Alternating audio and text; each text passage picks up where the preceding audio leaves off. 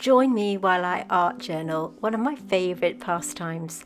Last week I did this outline of Lisianthus and I really liked the line and ink wash that I did, but I really felt that it needed a pop of colour, so I thought, why not do this as one of my weekly tutorials? I really don't mind painting things a couple of times and experimenting with different tones and contrast. So today I'm going to draw it freestyle on this lovely handmade paper from Deep Light, along with my favourite paints.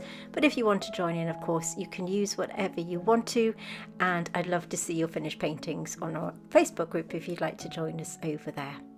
I'm going to be drawing straight onto my paper with my ink.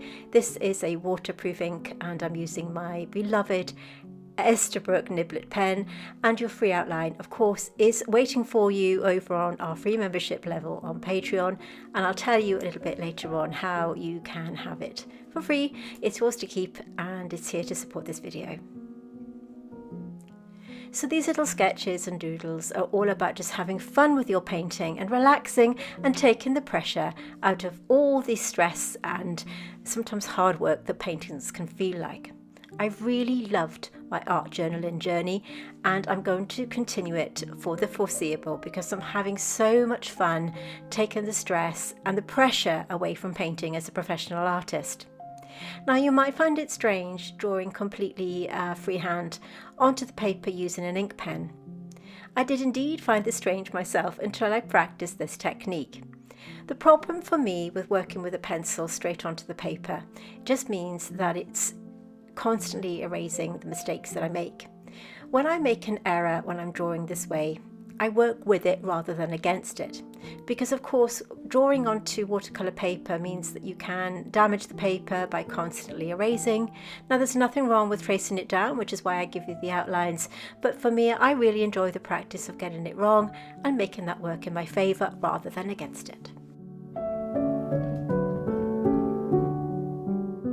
So while I'm drawing this design, I'd like to tell you a little bit about my paid Patreon. Now over there we do botanical painting. I'm just going to stop this video just for a moment or two so that I can tell you a little bit on how to join if that's something that interests you, and then we can hop straight back into this tutorial. Earlier I mentioned Patreon, which is where I slow everything down and go deeper into botanical painting. Alongside the free outlines, there are 3 membership levels for anyone who'd like more time, detail and guidance with me right here in the studio.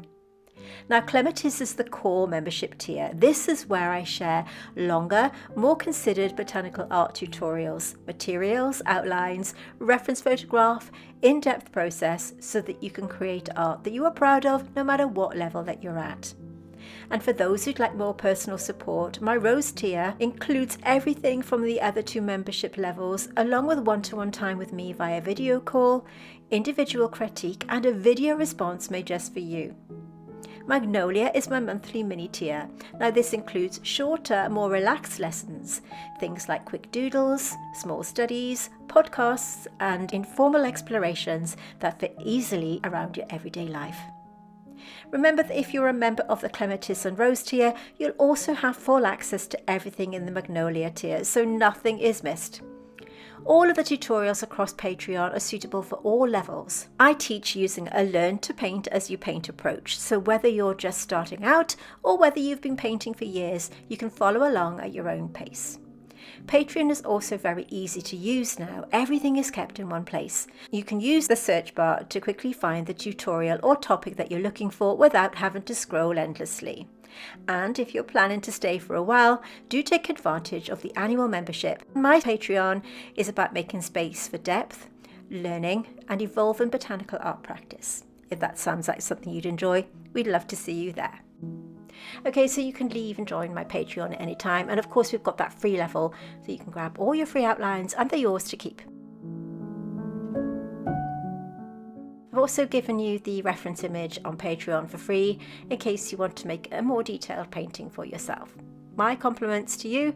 Like I said, they're yours to keep, and we'd like you to join in with us here, which is why we give them to you. Now that I'm happy with my outline, it's time to add a pop of colour. I'm using my favourite paints from Deep Light, but please use whichever colours that you want to.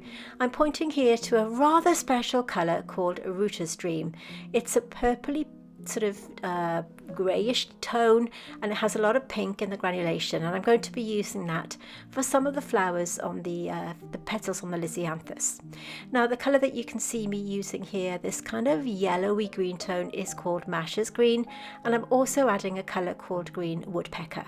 You can use any colours that you want to, but if you do want to treat yourself to these paints, they're from Deep Light, and you can head over to their website and quote Deep Ray, and you can get 10% of all their wonderful handmade watercolour paints. They're made by some beautiful people over in Latvia, and I absolutely adore them. I've been a brand ambassador for quite some time because I adore the paints, and like I said, you don't have to use them, but if you want to, you grab that discount code and save yourself a little money. The brush I'm using is just a retractable travel brush. It's got a lovely point just to get into the corners and the little nooks and crannies, but use your favourite brush. Like I said, you know, this is all about no pressure, and you don't have to use the same tools as me. Many of you over on my Facebook group have posted your finished paintings by using your own favourite tools and equipment, and I love seeing your finished paintings, so do head over to the group if you'd love to join us there. We'd love to have you as part of our growing community.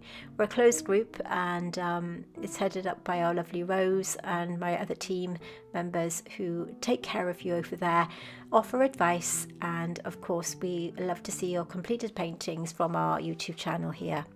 This is Ruta's Dream. Now it goes down as a sort of muted dark green colour, but it has a lot of pinky granulation, and when I water it down it looks absolutely beautiful. It's one of Deep Light's dual granulations, and watered down it's just sublime. I love it. The other colour that you can see there is, I think it's lavender. Yes, it's a lavender colour. It's called lavender, and it's got again granulation, but this is Ruta's Dream.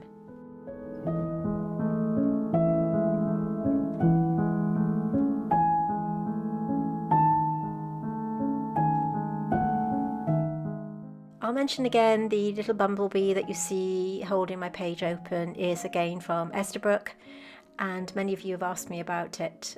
You seem to love it as much as I do. Actually, I can't work without it now. It holds my pages open beautifully. So it's the same brand as the pen that I used at the beginning.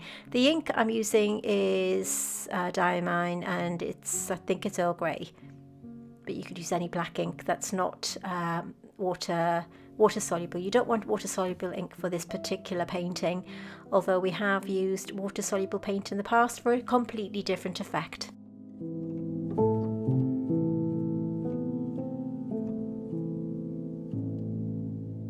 You can see I'm not paying too much care when I'm applying this paint. It's meant to be really loose and flowy, so I'm just really kind of throwing the paint onto the paper, making sure that I add plenty of water to get that movable flow of watercolour that we love so much.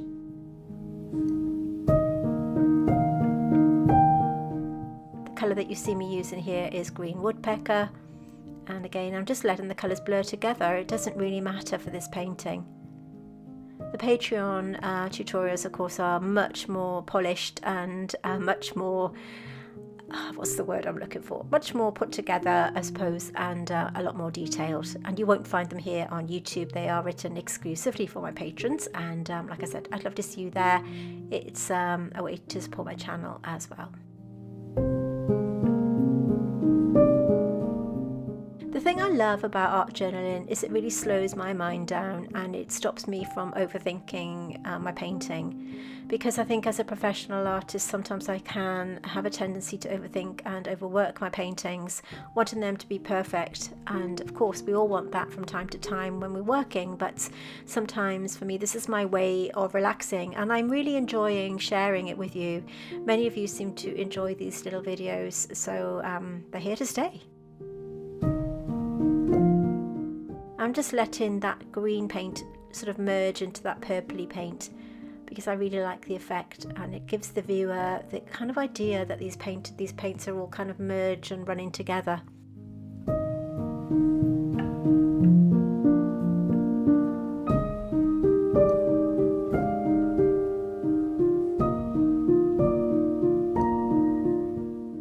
This is Ruta's Dream again. I'm adding a lot of water and just dotting in here and there. That's Ruta Stream. It's R-U-T-A-S. Ruta Stream. Oops. We all get little splashes, don't we, on our paint? I should have removed that bit, but maybe I obviously forgot to edit that bit out, but not to worry. Dropping in a little bit of lavender, just to pop out that purple tone. By pressing and releasing my watercolor brush, you can see how it's depositing that paint kind of where I want it to go, roughly. Okay, so everything's dry at this point, so I did feel I needed to add a little bit more detail with my pen. Now you could leave it like this at this stage, it would look just as nice, but I did feel that I wanted to add a little bit of definition. So I'm going back to my ink pen. This is, again, like I said, the Esterbrook Niblet. Actually, if you're looking for a really good budget fountain pen, I really recommend the, oh gosh, what's it called? I really recommend the Kaweco Sport. It's K-A-W-E-C-O, I think, Kaweco Sport. I use them all the time for my writing. I really wish at this point that I waited for the paint to dry properly. I was becoming rather impatient, and so some of the lines are a little bit more bulky than I hoped. But you can see me here adding a little bit more foliage, but I like the idea of having some of the illustration in paint and some of it just unpainted with the ink. I rather like that effect. Okay, so we're almost at the end of the painting. We've got a minute or so to go, so please stay until the end to see the finished piece. And hopefully you've enjoyed this video. If so, can you just pop a like down below and maybe consider subscribing. Stay until the end. My name is Ray. This is my studio. It's lovely having you here with me today. I hope you've enjoyed it as much as me, and I'll see you soon.